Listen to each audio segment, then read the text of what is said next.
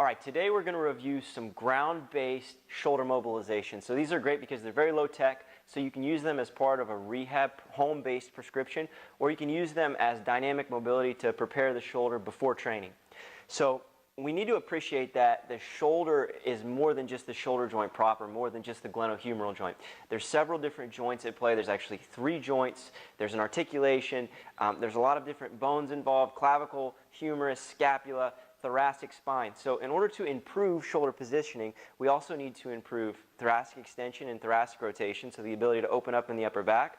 We need to improve the ability of the scapula to protract, retract, upwardly rotate, downwardly rotate, kind of elevate and depress, so that we can put the shoulder in better positions of leverage and then clean up the actual shoulder joint itself. Remember that we have a normal scapulohumeral rhythm. So when we move the arm, 2/3 of the motion comes from motion, roll, glide, slide in the shoulder joint. 1/3 comes from rotation of the scapula. So the first thing we're going to do is just call it a clam digger. So this is, we use this a lot with the baseball team at USF. This is going to be a great way to open up the thoracic spine and also mobilize the back rotator cuff and posterior capsule. So what we need to do is we're going to start in a quadruped position. We're going to root ourselves to the floor, and then what we're going to do is we're going to reach one arm underneath the body, and we're going to lean down into the shoulder. So our vector, our line of drive, we're leaning down and across so that we're loading up that posterior capsule and creating a nice stretch. So we're just going to hang out here for a few seconds. From there we'll press up and out, and then we're going to open up, follow with the eyes, and now we're improving the thoracic mobility as well. And then we're just going to drop back down, really reach pretty far under, and then lean down and across. And then we'll open up, follow with the eyes, and hold. We always want to repeat everything bilaterally. Okay? In this same position, we can actually drop right down into the Sphinx pose. This is going to be a great cue to create the scapular retraction that we want when we're pressing, when we're bench pressing. So it's going to kind of look like a cat-camel, where we're going to first round the spine, and then what we're going to do is we're going to try and draw the scapulae down, and almost as if we're trying to pull the scap back into the opposite pocket. So we're trying to retract and depress. So we're going to flex the spine, extend, and then we're going to squeeze the shoulder blades and really root into the floor. The final piece is we're going to retract the chin. So we're not looking up, we're not looking down, we're drawing the chin back into the neck. That's going to create a ton of lower cervical, upper thoracic extension. So all together it's going to look like this. We're going to push out, drop down into it, retract, depress, and retract the neck. Beautiful. One more time. We're going to press out. We're going to drop in, squeeze the shoulders down and together, retract the chin, hold, and breathe. From there, we can drop down into a side-lying windmill.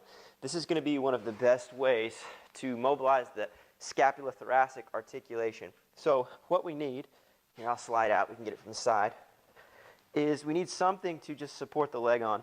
The reason for that is we want to minimize lumbar rotation, okay? So we can use a med ball, anything is fine. We just want to make sure that the lumbar spine, we're sparing rotation there, and we're opening up more in the upper back. So what we're going to do is we're going to start by protracting the hand. We're going to push forward, and then we want to stay as tight to the ground as we can. About halfway through, about at the level of the head, palm starts to rotate up. We want to stay nice and tight to the ground.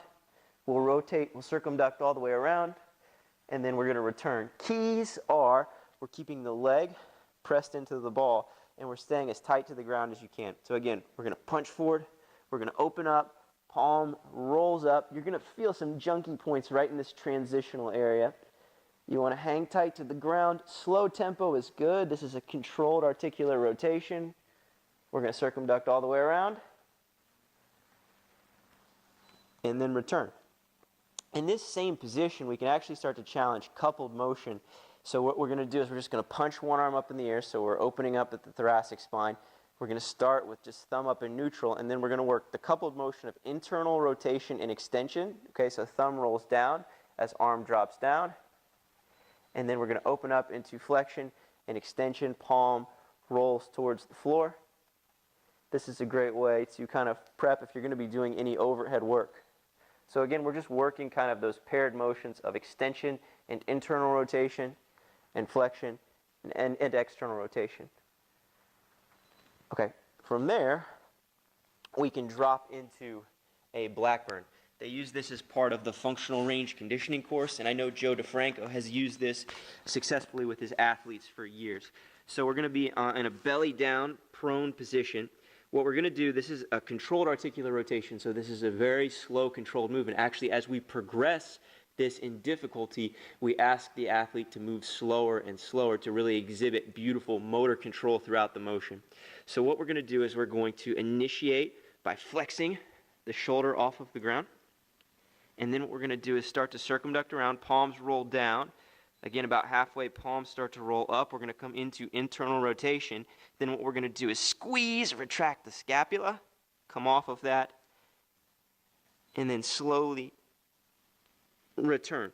You can see I'm a little short in internal rotation. Why is that significant? As we lose the ability to internally rotate, that's usually caused by fibrosis of the posterior capsule, driving the humeral head forward, creates a lot of impingement. That's kind of a robust indicator that you're going to be prone to potential shoulder issues. So we want to make sure we're cleaning up the rotational window of our shoulder, especially internal rotation. So again, one more time, we want a very slow tempo. We're going to flex off the ground. We are going to slowly circumduct around. Elbows start to bend. We are going to come into the small of our back, retract the scap, come off, and then return. This is probably the greatest return on your investment. If we're only going to do one, we're going to get a lot of bang for our buck with this one. We will typically finish off with just a static stretch, and that is the sleeper stretch. We've had a lot of success in improving the posterior capsule with this immobilization. So it's going to be in a sideline position. Athlete may need a towel or something underneath the elbow to protect the ulnar nerve because it's going to be exposed as we rotate down. But really what we should have about 45 degrees of internal and 45 degrees of external rotation. So our rotational window should be about 90 degrees, and it should be 90 degrees without the humeral head shooting forwards. A lot of times when we assess that, the athlete will cheat in internal rotation. You can see how the humeral head drives forward. It's like, hey, look, I've got full capacity. So you can actually block and then assess passively to see where they're truly at. So we're going to stack on our side. Elbow is bent to 90 degrees. We don't want to flex the shoulder all the way to 90 degrees. We want to drop down to where we're about 80. So elbow is just below the shoulder. That'll prevent any type of impingement, especially we know that there's congenital variance in the shape of your acromion that may predispose you to a little bit of impingement. So we'll drop down just a little off of that, bend the elbow to 90 degrees, and then what we're going to do is use the opposite arm to create overpressure. And we're just going to drive down till we hit that wall. Again, I'm short in internal rotation, full disclosure. From here, what we can do is a PNF technique where we contract, relax. So we're going to push up into the hand that's resisting without creating any motion. So I'm going to forcefully push and then relax. And then I can push up and then relax. And then push up and relax. And you can see how I gain ground. Now, what we don't want to do is just crank down. This is a vulnerable position. You could definitely, insult the shoulder if we're too aggressive with this. But we just want to use this mobilization technique, this PNF technique, until we can approximate palm to the floor without any discomfort.